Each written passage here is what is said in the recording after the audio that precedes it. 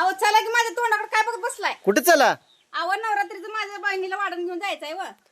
अगं तुमच्या बायकांचं नाही नवरात्र चालू झालं की फराळाची हेलपाट चालू झालं. तिनं आणलं की तिनं तीच उचलायचं, ती साडी घ्यायची आणि दुसरीला न्यायचं, दुसरीला लगेच तिसरीला न्यायचं. अगं काय अहो ती परंपरा आहे, पहिल्यापासून रीत आहे ती. असली? मग कसली? अगं तुला माहित आहे का ही वाढण नाही 5 जणीपासून फिरत आलं तू 6वी आहे. तीच फराळाचं, तीच साडी, तीच उदबत्तीचा पुडा. अगं काय असं असतंय वय? अहो दुकानात नाही आणलं काय आणि ही नेलं काय, कुठलं तरी घेतलं तरी एकच आहे ना ती. अगं पण त्यातल्या एकीने तरी त्याचा मान केला का ग? एकीने तरी साडी नेसाय काढली का ग? एकीने ती फराळाचं खाल्लं का ग? हा असं त्याचा तुम्हाला अपमान होतोय असं वाटत नाही का त्या फराळाचा?